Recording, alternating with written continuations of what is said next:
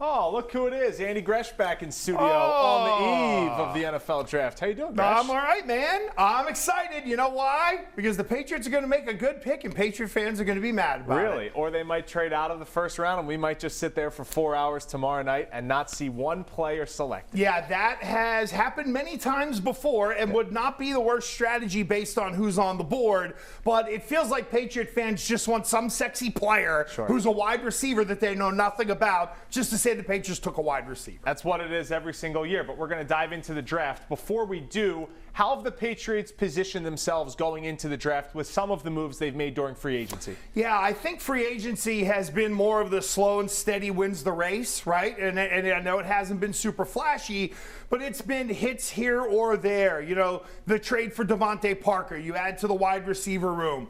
We know that they bring in Malcolm Butler. So you're okay. And I think, Morey, the way to look at the roster is that if they had to play a game right now, they could play a game right now and put a representative roster out there with maybe Yasir Durant starting at left guard and Mike Onwenu at right guard. So I think that's the way the old Patriots used to do it. Roster's okay. We know we can play today. Now let's go try to improve it. And that's where really the rubber meets the road, because a lot of people think improving this team is just getting skill players. When you look at the draft from a 30,000-foot perspective, what strikes you most? For me, it is that the draft really isn't very sexy. There isn't a massive number one overall pick that everybody is getting excited about. That said, I think for the Patriots sitting there at 21, there could be some interesting choices. If you want Jameson Williams, the wide receiver from Alabama, I think he's going to be gone and off the board. But when you look at at 15 through 19, you have Philly, New Orleans, the Chargers, Philly, and then New Orleans. That's an interesting clump, because what's left out of those 5 picks might end up causing teams to want to trade up. And as you mentioned, Morey, because you're on the spot on this, that's where it could get enticing for a guy like Bill Belichick. All right, Patriots at 21 overall. They have 1 draft pick in each of the first 5 rounds. As of now, as of the time of this taping here on Wednesday night, that is important to get in, as we always do. It is. When you look at some of the biggest needs for the Patriots, fans might want X, the team might want Y. What stands out to you from a Bill Belichick macro perspective? I love that you asked me this question, because today on my radio show on EI, we actually did needs versus wants, right? Everybody want $1 million, right? But do you really need $1 million?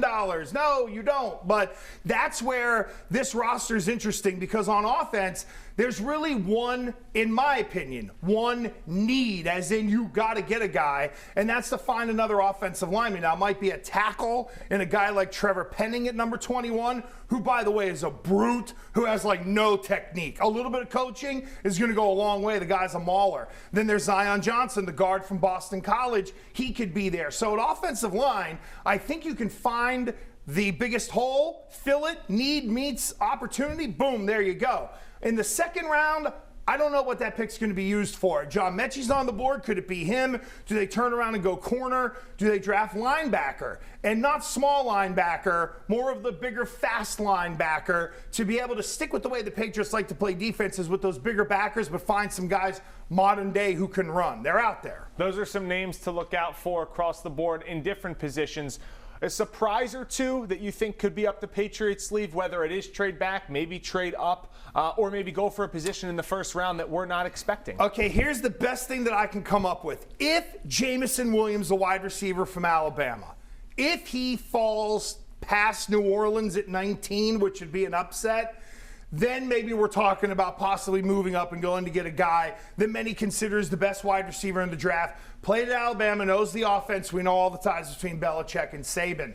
I would say that linebacker might be more in play in the first round than even I'm thinking. Some of the people that I've talked to have said it's a deep linebacker group, which makes me think that's second, third round.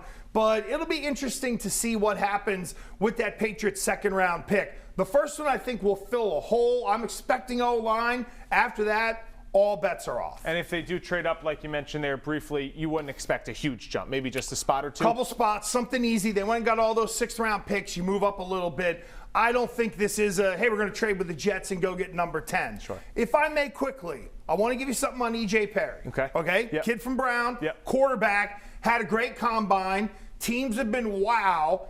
he got 4 top 30 visits, okay? Now, people look at him and say, this is like, in some, he's like the 11th quarterback, the 10th quarterback. His performance at the Combine, Morey, I think made him draftable. I don't think he'll look at a team and be like, no, I'm only a quarterback. He just wants to play. He's athletic as hell. You can tap into the brain that's there. He maybe covers kicks, turn him into a safety, whatever. I think E.J. Perry is going to go higher than people expect. Taysom Hill role, sort of?